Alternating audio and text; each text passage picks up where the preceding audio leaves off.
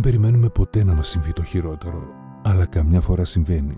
Δεν περίμενα να αρρωστήσω και να πεθάνω τόσο νέος. Οφείλω να παραδεχτώ. Να κάνω ασφάλεια ζωής και υγείας. Πάντα το ήθελα. Ήταν προτεραιότητα. Η αλήθεια όμως είναι, δεν έκανα τελικά αυτό που έπρεπε. Κανείς δεν μπορεί να πει ότι οι δικοί μου θα μπορέσουν να τα βγάλουν πέρα τώρα. Είναι σχεδόν σίγουρο ότι όλα μας τα λεφτά πήγαν σε γιατρούς και νοσοκομεία και κάθε μέρα χωρίς το μισθό μου θα είναι αγώνας. Κανείς δεν μπορεί να πει πως οικονομικά δεν θα υποφέρουν εξαιτίας της απόφασής μου.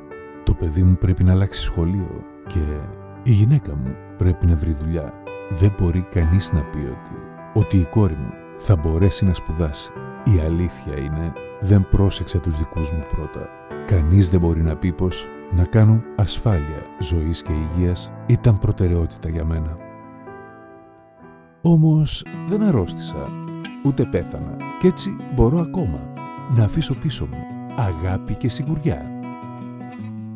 Ήταν προτεραιότητα για μένα να κάνω ασφάλιση ζωής και υγείας. Κανείς δεν μπορεί να πει πως δεν πρόσεξα τους δικούς μου πρώτα. Η αλήθεια είναι ότι η κόρη μου θα μπορέσει να σπουδάσει. Δεν μπορεί να πει κανείς ότι η γυναίκα μου πρέπει να βρει δουλειά και το παιδί μου πρέπει να αλλάξει σχολείο εξαιτίας της απόφασής μου. Οικονομικά δεν θα υποφέρουν. Κανείς δεν μπορεί να πει πως κάθε μέρα χωρίς το μισθό μου θα είναι αγώνας και ότι όλα μας τα λεφτά πήγαν σε γιατρούς και νοσοκομεία. Ένα είναι σίγουρο. Οι δικοί μου θα μπορέσουν να τα βγάλουν πέρα τώρα. Κανείς δεν μπορεί να πει ότι δεν έκανα τελικά αυτό που έπρεπε. Η αλήθεια όμως είναι, να κάνω ασφάλεια ζωής και υγείας πάντα το ήθελα. Ήταν προτεραιότητα. Οφείλω να παραδεχτώ. Δεν είναι ότι περίμενα να αρρωστήσω και να πεθάνω τόσο νέος.